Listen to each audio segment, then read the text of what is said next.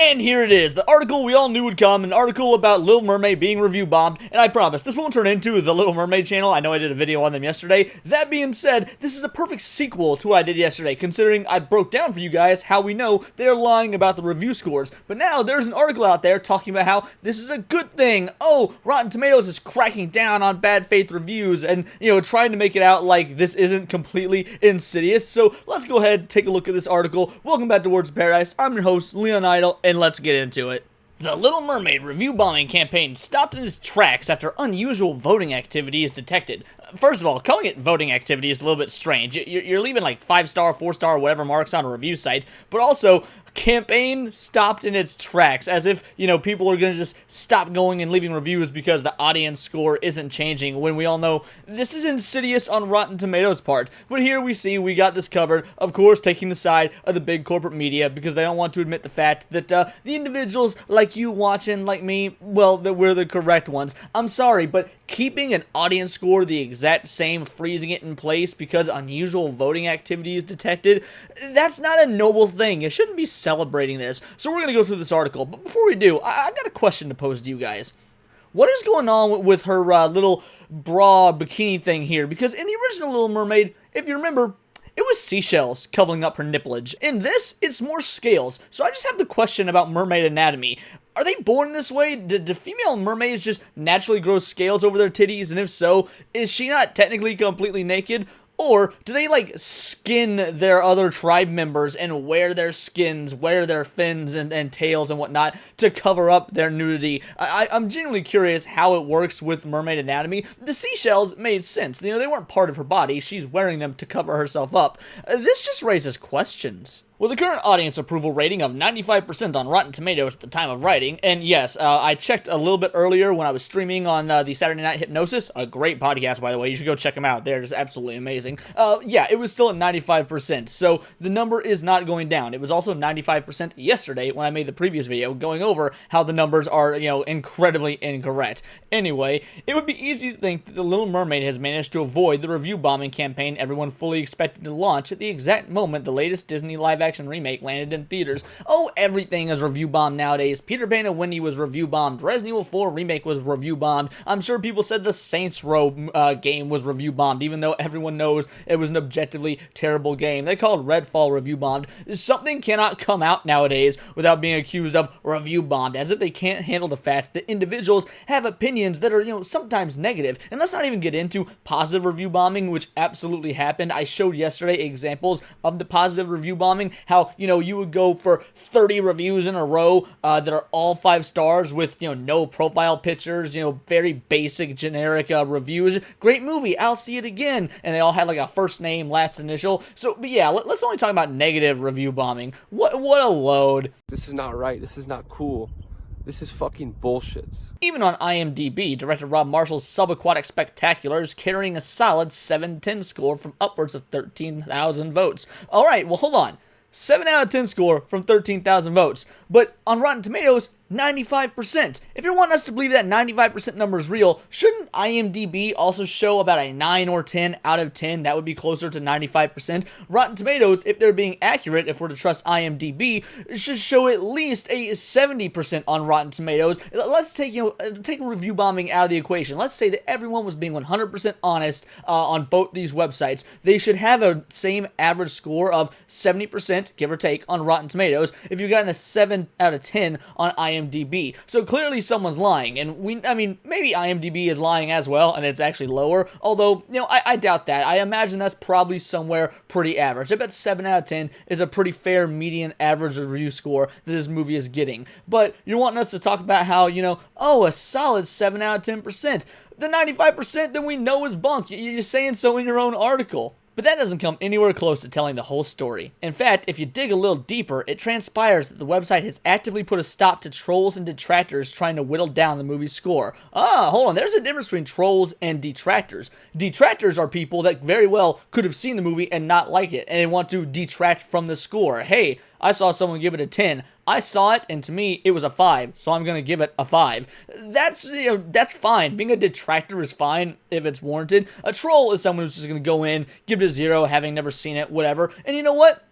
That's fine too. I mean, if people are going in and review bombing this, that shows their opinion. It means they didn't want this product. So if you have, 10,000 people go in and all leave zeros, that means there are 10,000 customers that did not want this product to begin with that you put out. And that's their way of showing you as a company, stop doing this. You will not be getting money from me as you do this. Now, that does not mean, people should go in mass and review bomb things, give 0 scores that they never played it, experienced it, watched it, however you consume your media. But the point is, it still does send a message when review bombing happens. It means people who would normally spend money are not going to be spending that money.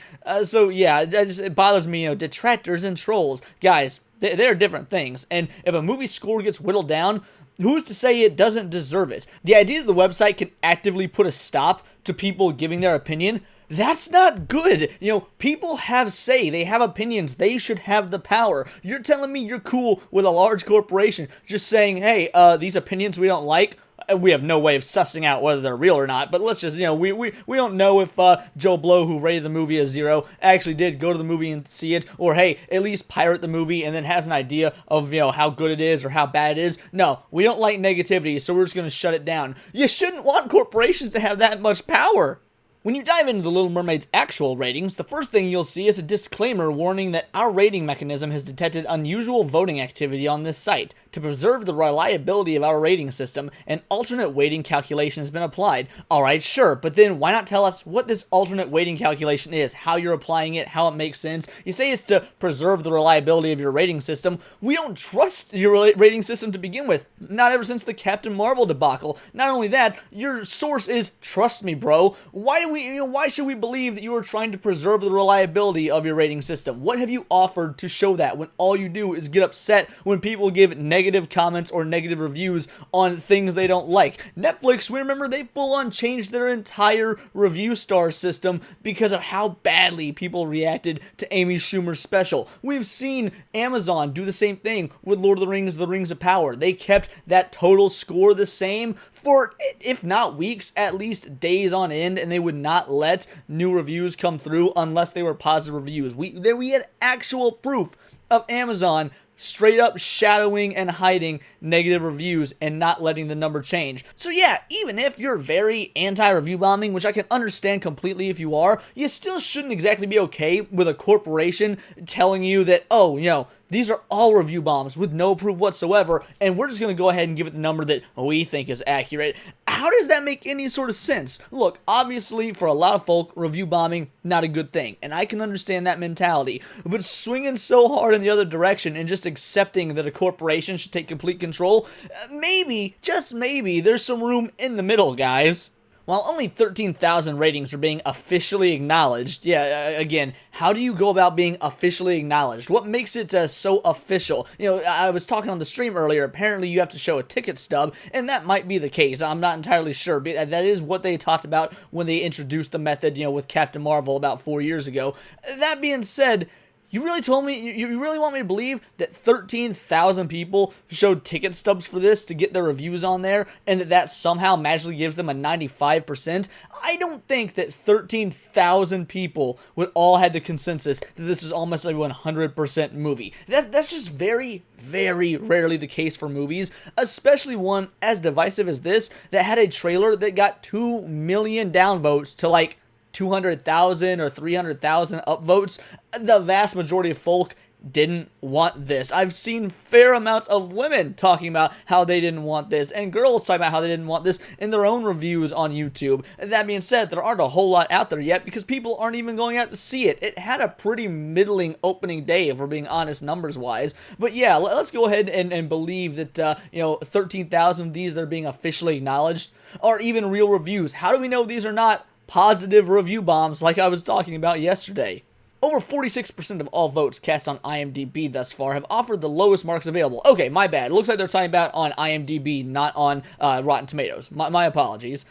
Which is not at all suspiciously almost 3 times higher than its perfect 10-10 tallies. Okay, so it's got a perfect 10 out of 10, that should be near unachievable for almost any film. Just because it's 3 times higher that they are, 0 out of 10, that's still a staggering amount of 10s. Maybe take out the 0s and the 10s entirely, and we'll have an accurate number. I think that's fair. Take out all the 10s, all the zeros or ones, whatever the lowest option is, then you do the average based on the 2s through the 9s. That is probably going to be a whole lot more accurate, because you know there are individuals out there giving it a perfect 10 just to offset the people that are giving it zeros. I've seen comments like that on IMDb or on Rotten Tomatoes where they talk about, well, I'm just here so the trolls don't win, 10 out of 10. The movie was actually just kind of okay. That review happened. I read it on Rotten Tomatoes. You can check for yourself. So maybe, just maybe, stop talking about how the review bombing only goes in one way. It speaks volumes about how inane it is for people to take time out of their day for the sole purpose of trashing something a great deal of them probably haven't even seen, when the company itself has decided to simply put a stop to it. The company shouldn't be deciding to put a stop to it. Now, I get it. They are a private company. They can do whatever they want. They can. They have that ability. They are allowed to. But they shouldn't be doing it, because stifling the voice of the people, even if it's people whose voices you don't like, is never, and I mean never, the correct answer. It only emboldens them more. Do you want to put a stop to review bombing? Do you want to put a stop to individuals who go out there and just, oh, I'm going to give it a 0 because, black woman in Hollywood, or what the hell ever you think is going on? Then stop stifling those people, because when you shut them down, that just makes them go at it harder. At that point, it's a challenge. It's you versus them. It's such obvious psychology, yet dumb big corporations like Rotten Tomatoes and whoever owns them, probably Disney or something, can't seem to figure it out. Rotten Tomatoes did something similar when it actively hid the user ratings for Peter Pan and Wendy once they dipped to a transparently manufactured 11%. Really? Transparently manufactured? No.